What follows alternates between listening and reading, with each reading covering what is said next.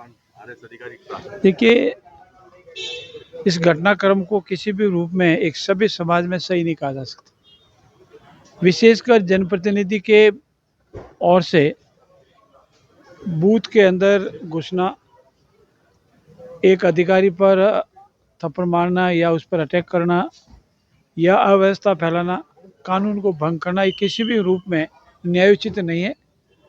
और मेरा देवली, उनियारा और आसपास के समस्त गांवों वालों से मेरी विनम्र अपील है कि शांति व्यवस्था बनाए रखें।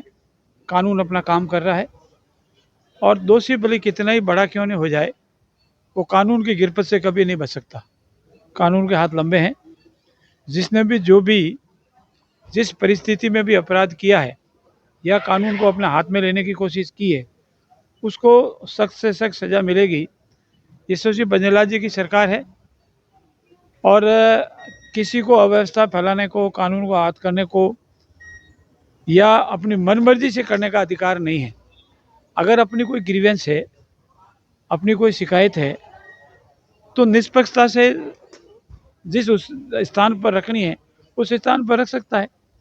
और अपनी ग्रीवेंस है तो न्यायालय के दरवाजे खुले हैं, आप मीडिया भाइयों के सामने दरवाजे खुले हैं, अपनी ग्रीवेंस कहीं भी रख सकते हो, लेकिन कानून में हाथ में लेना किसी भी रूप में न्यायोचित नहीं है। और मुझे पूर्ण विश्वास है कि पुलिस प्रशासन और जिला प्रशासन शांति व्यवस्था भी बनाए रखेंगे और अपराधियों को उनके गुनाह के मुताबिक दंड भी दिलाएंगे। पूर्ण रूप से पारदर्शिता से, निष्पक्षता से जांच होगी और जो भी दोषी होगा उसको सजा मिलेगी।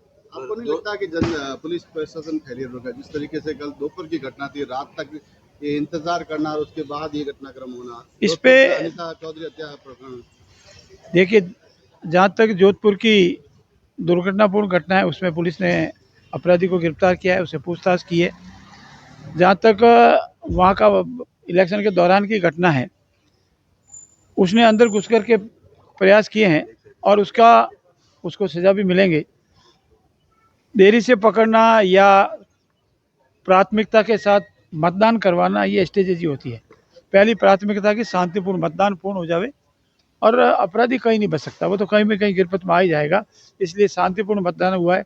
मैं सभी 7 विधानसभा के मतदाताओं का आभार व्यक्त करता हूँ कि उन्होंने बढ़ चढ़ कर भाग लिया और शांतिपूर्ण मतदान किया।